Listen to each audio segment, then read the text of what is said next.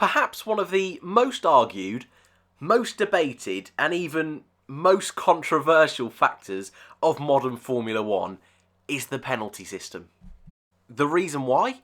Well, like most things that are argued and debated, it's down to personal taste. And especially when it comes to racing, and especially Formula One, with these modern chunky wide cars, most people have some differing opinions on how hard we want to go racing. Some people love it, wheel-to-wheel banging, forcing people off the track, forcing people to cut corners. For some, that's exactly what they want to see, what is known as hard racing, which, to be honest with you, I quite like myself. There's other people that focus on the complete other end of the spectrum, taking everything by the letter of the law. As soon as you make contact, there has to be a penalty. As soon as a driver gains a slight advantage, cutting a slight corner, there has to be a penalty. And most of us, I feel, like all things, fit somewhere in the middle. Like I just said a minute ago, personally lean more towards the real racing, hard racing, right on the edge, but I understand that's not everyone's cup of tea. In today's video, we're going to discuss the brand new black flag system, but the black and white flag has been brought back to Formula One. It's always been there, but not really been used over the past few decades. They've brought it back already in Monza. Last time out this weekend, they had to use it. And spoiler alert, I thought it worked really well. But today, I wanted to go over most of the penalty decisions over the weekend because, to be honest with you, there were quite a few. And some people up in arms, others a little bit disappointed. Most people, I feel, were quite happy. But I feel there's been a shift this weekend. I feel a new precedent has been set this weekend, and I just wanted to talk about it. Mainly because I glossed over it in my race review, but it's important because it's been debated all season long. It's been a topic which obviously focuses in every Formula One season, but this one in particular, 2 races, it's been game-changing. Late on, Canada being the first example. We'll talk about that a little bit later on and how the new system would fit with that penalty decision. Also Austria. In Canada, it was Sebastian Vettel and Lewis Hamilton. In Austria, it was the 2 young guns, Charles Leclerc and Max Verstappen. In that instance, no penalty. In the Hamilton-Vettel incident, there was a penalty. But let's start by having a little look at Italy. We'll start at qualifying because we can all agree it was a bit of a mess in Q3. If you haven't seen it, first of all, there's highlights everywhere. It was quite funny. I can't deny. Did give me a good chuckle, but I think we're all quite speechless that the top 10 at one of the most iconic circuits in the world, driving for the most iconic teams of all time, and yet these 10 drivers they were just squabbling for track position.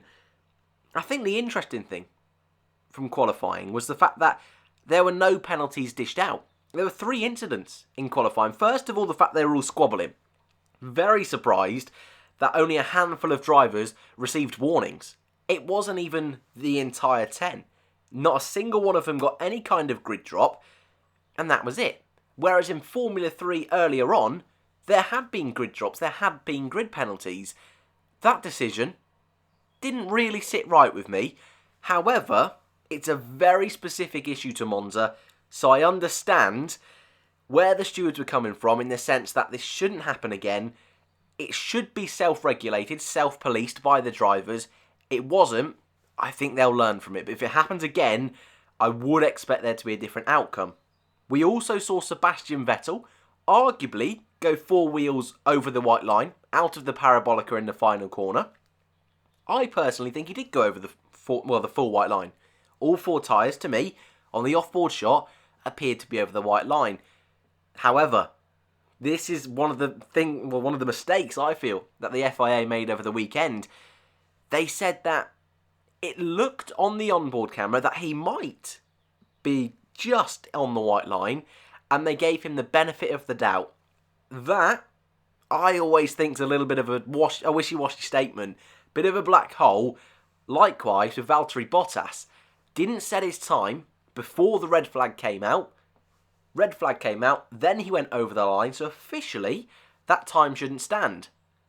However, someone manually decided that it should stand, and the new rule, which again I think will be abused, and I think it's a rule that will have to be cleaned up over time, the new rule is that the teams, they can still set a lap until the teams are told, which in a sport like Formula 1, to me, shouldn't stand.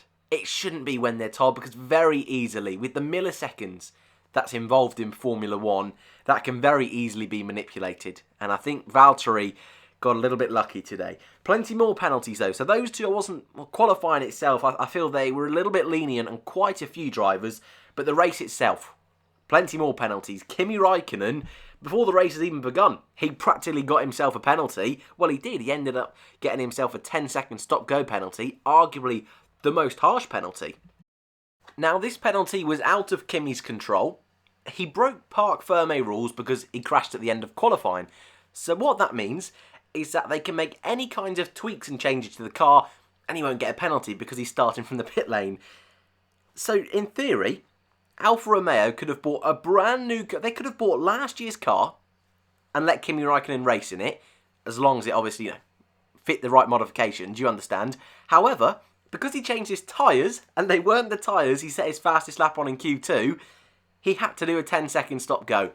I think, again, this is my personal opinion, which is what all today is about, and this video is about, I think that's really harsh. If you're breaking parc fermé rules, I think you should, and starting from the pit lane, I think you should have free choice of tyre. And I think that's another one that they'll look at over the coming weeks and into next year, because that seems so bizarre to me. I don't like that one at all. While I'm on the topic of starting in the pit lane, I want to talk quickly about Mercedes. Very strange that all season long, Mercedes have been doing dummy pit stops. Jonty's corner, mate. I've got you covered in this one. This is something that Jonty really gets wound up over. And it's something that I've let slide. But I can see where Jonty's coming from. This is a rule that is safety.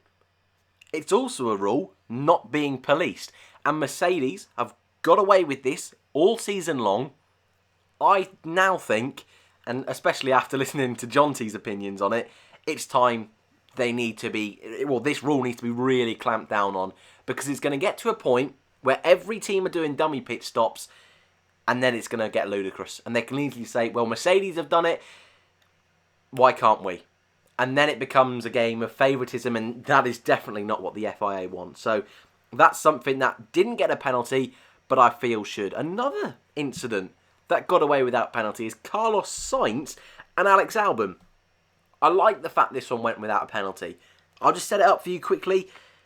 I believe it was early on in the Grand Prix. Alex Albon hunting down Carlos Sainz for P7. Albon into the second chicane, dives up the inside. Brilliant move, but Sainz gets the switchback and into the first Lesmo. Is alongside Albon up the inside. Sainz then gets a bit of oversteer through the corner. Banged wheels with Alex Albon. Albon into the gravel, loses a whole host of positions, 5 or 6 easily, down to a racing incident. For me, I was pretty fine with that. I thought, you know what, going through the first Lesmo side by side, more often than not, is going to lead to tears. And it did. So I'm surprised, well, no one was surprised that they made contact, surprised that they both carried on and both Sainz didn't end up in the points, but Albon ended up in the points, and Sainz most likely would have. But I'm not surprised they got away without a penalty. Some people up in arms that Sainz didn't get a penalty, but for me, that's the kind of thing, black and white flag. They didn't actually use it in that situation, but that would have been a perfect time to use it. But I personally am okay. Absolutely nothing. Albon himself, however, did get a 5-second penalty in the race. Again, almost a similar kind of place, the second chicane. Albon went for a move on Magnussen, couldn't get it done, had to cut the chicane completely, held the position, kept the position. Kvyat then got in front of Magnussen, and he couldn't let him back through. 5-second penalty, in the grand scheme of things, didn't make a fat lot of difference. We've seen in Grand Prix so far this year, Verstappen in Monaco getting a 10-second penalty, I believe. Couldn't get past Hamilton, ended up going from P2 down to P4. So sometimes they can be quite hefty penalties, but Albon didn't make a fat lot of difference in the end. And I feel personally that was the right decision. That arguably one of the lighter penalties. Then we jump on to one of the most harsh penalties again, given to Sebastian Vettel, 10-second stop-go. Now, the order of penalties, roughly, the cheapest penalty, if you want to call it that, is the black and white flag. Your warning, your slap on the wrist, if you will, your yellow card, don't do it again, or else we'll give you an actual penalty. 5-second penalty, quite lenient what they gave to Albon. 10-second penalty, which I don't believe they gave to anyone this weekend. You've then got your standard drive-through penalty, which Lance Stroll got in this incident you're seeing on screen now. Then you get your 10-second stop-go penalties, or however many seconds they decide, but more often than not, if it's a stop-go, it's 10 seconds. And then your most severe penalty is disqualification, the black flag. Sebastian Vettel, second harshest, 10-second stop-go. We all know what happened. Someone of Sebastian Vettel's experience, 4-time world champion, over 200 Grand Prix. You expect him to do better. You really do. I mean, I don't want to rip into him again because I think he's had a real tough time of it. And to do it at Monza, of all places, Leclerc getting the victory, he's going to be downtrodden already. He got a harsher penalty than Stroll. 2 reasons for that. First of all, there was contact made. Second of all, when Stroll spun, he was still on the track. Vettel, when he spun, was off the track and moved back on. They were the 2 main deciding factors that Stroll's penalty wasn't as harsh, still quite harsh a drive-through penalty. Sebastian Vettel, though, I think a little bit lucky to get a 10-second stop-go. Personally, if he'd have been black flagged, I also wouldn't have been surprised. A really serious incident that could have been. Lucky Sebastian Vettel. He's going to be on thin ice, I think, over the next few weekends. Next incident, and I think this is the one where most people are curious about. Hamilton versus Leclerc. This time round, the black and white flag was actually used. It's the first proper chance we had to see it in action, in race conditions. Again, I think they made the right call. First of all, as you can see on screen, Charles Leclerc locked up into turn 1. Hamilton got a brilliant run on him. Through the Curva Grande, so the big long right-hander, Hamilton had a chance, was on the right-hand side, racing line. Now, this is always something that comes into play. The racing line, in many of these incidents, helps determine whether it's a penalty or not. Because although it looked like Leclerc really squeezed Hamilton onto the grass, which is why he got the black and white flag, the natural racing line is to go from the left to the right. And that's something the steward will take into consideration. Also, there was just about enough space for Hamilton to keep 2 of his wheels on the circuit. I think if it was 4 wheels off and Leclerc had completely rammed him off, again, different story. But black and white flag is now what they're using to say, oi, shouldn't be doing that, do that again, penalty. Perfect example of how that should be used. That's why I think it's brilliant. Later on, Hamilton tries to go around the outside of Leclerc. Leclerc, not quite under braking at this point, moves to the left, a little bit late to cut him off. It's something we've seen Kevin Magnussen perfect over the last few years. He's got very, very good at doing that. It's dangerous, but if you get it right, it's right on the edge. I believe Leclerc then got a second black and white flag for that incident, but this time, instead of forcing someone off the track, it was for moving under braking. Now, this is where the bit of debate comes in, whether Leclerc already had a black and white flag, then should have had a penalty, or is it fair enough that you get black and white flags for different incidents? At the moment, I think they've set a precedent this weekend that you can get multiple black and white flags, but as long as it's not for the same thing, you can get away with it. But as we've seen in the past, as we'll jump on to in a minute, consistency with these kind of things, well, it's not been Formula 1's strong suit. Let's put it that way. Let's jump back in time. Let's take a trip back to Canada. An almost infamous picture now of Formula 1 2019, this one on screen. Did Vettel deserve a penalty? At the time, I think it was a 50-50 split between the Formula 1 community. Did he deserve it? Didn't he deserve it? You take out the fanboys, the fangirls on either side, and I still think it was a 50-50 split. At the time, I felt didn't deserve a penalty. Vettel cut the chicane, another chicane involved. They always seem to cause trouble in Formula 1, but cut the chicane, went over the grass, couldn't get control of the car, went all the way over to the right-hand side, which is the reverse of almost what you're seeing on screen, squeezed Hamilton. As you can see, all four wheels beyond the white line. However, again, you've got to consider the racing line, and the racing line the drivers use is about half a car length over that white line. Of course, that was taken into consideration, but on the day, the stewards decided Sebastian Vettel had squeezed Hamilton and got a 5-second penalty. I believe it was, may have even been a 10-second penalty, but those two were so far in front, didn't make a fat lot of difference, except who finished first and who finished second. Sebastian Vettel arguably deserved the win, but then again, you could say he made the mistake, so he didn't deserve the win.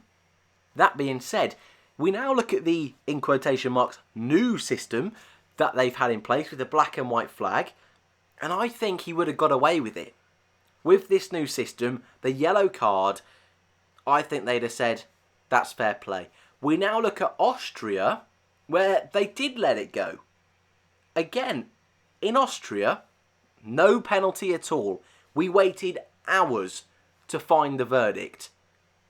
Now with the new system, I firmly believe, again in this situation, despite the fact in Canada they gave a penalty and this one they didn't, I think with the new system in place, both incidents will be black and white flag incidents, which to me is brilliant. To me, there's now a bit of clarity, there's now a bit of consistency, and we said this for a long time, sometimes just subtle changes like this can make a big difference in Formula 1.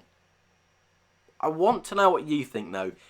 Is the black and white flag the saviour we've needed? Is it going to fix Formula 1's problems with dishing out penalties and the penalty system? I'd love to know your thoughts in the comments below. If you've made it this far and listened to all my waffle, first of all, what are you doing? Second of all, feel free to subscribe if you haven't already. Thank you very much for watching. I hope to see you in the next one.